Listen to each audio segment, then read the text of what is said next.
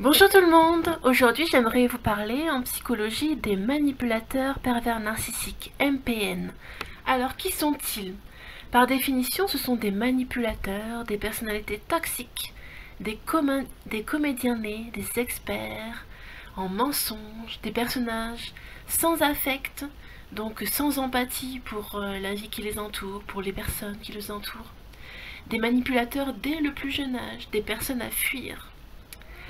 Leurs victimes entrent dans une spirale infernale à leur contact, une spirale infernale de culpabilisation et de dévalorisation. Ce sont des véritables dangers pour l'intégrité physique et mentale des autres. Les manipulateurs pervers narcissiques sont des personnalités qui représentent 2 à 3% de la population seulement. Donc nous sommes tous amenés un jour ou l'autre à en croiser un manipulateur pervers narcissique, si ce n'est pas déjà fait.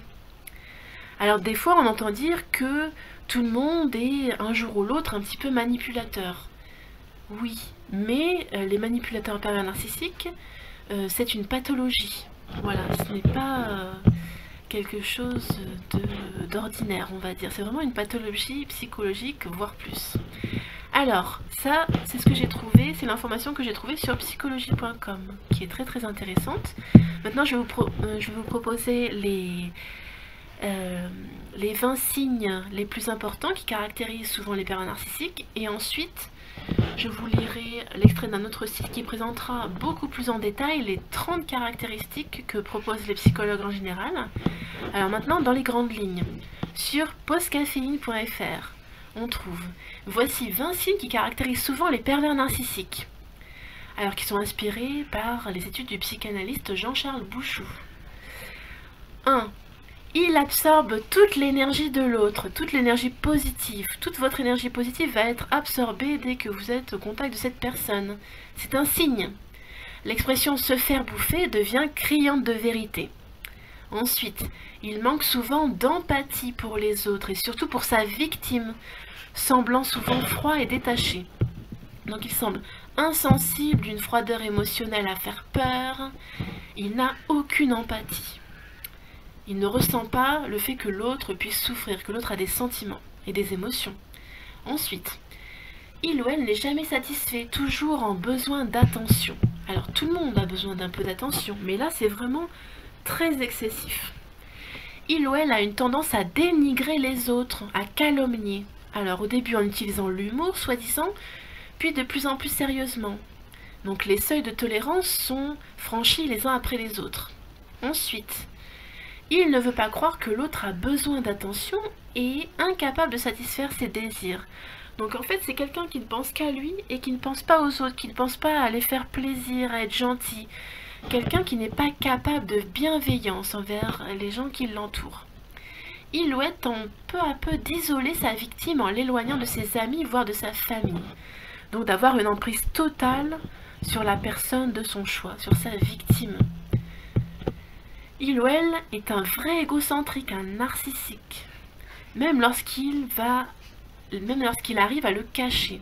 C'est quelqu'un qui ne pense qu'à lui, qui ne pense absolument pas à sa famille, à ses proches, à ses amis, à son entourage. Il a tendance à vous faire culpabiliser sur tout sans arrêt, et ce n'est jamais de sa faute. Et ce sont des personnes qui ne demandent jamais pardon, alors qu'ils savent très bien qu'ils ont commis des fautes, qu'ils blessent les gens, ils ne demandent jamais pardon. Il ne se remet jamais en question et il a énormément de mal à demander pardon.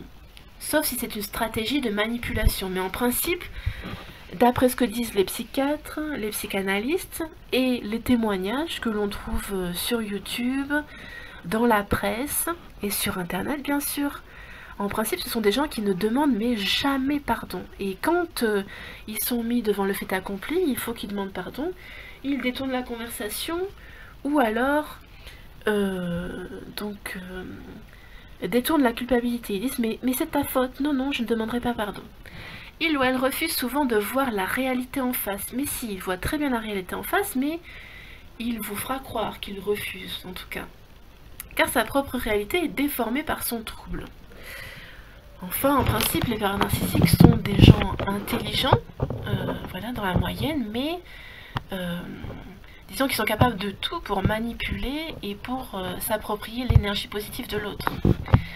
Ensuite, point 11 déjà, sur les 20. Il joue le plus souvent un double jeu. Le pervers narcissique est souvent une personne brillante, charmante et drôle à l'extérieur.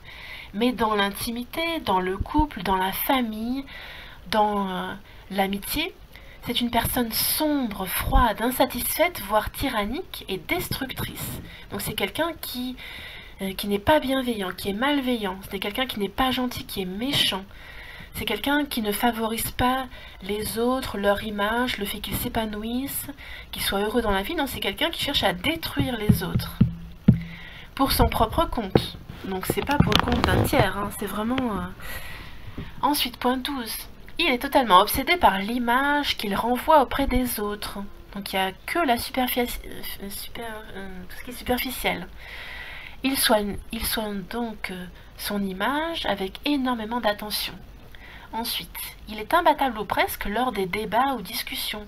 Il est très difficile de prendre l'avantage sur lui ou dans un dialogue parce que c'est une personne qui refuse d'avoir tort. Donc même si vous démontrez par A plus B quelque chose, même s'il s'agit d'un fait établi, même s'il s'agit de quelque chose d'éminemment objectif, la personne ne voudra jamais avoir tort. Donc elle aura dans son esprit toujours raison, en tout cas c'est ce qu'elle montrera.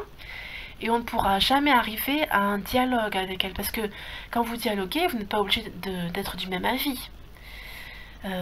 Voilà, quelqu'un qui ne veut jamais avoir tort. Mais on peut dialoguer, on peut converser, s'écouter.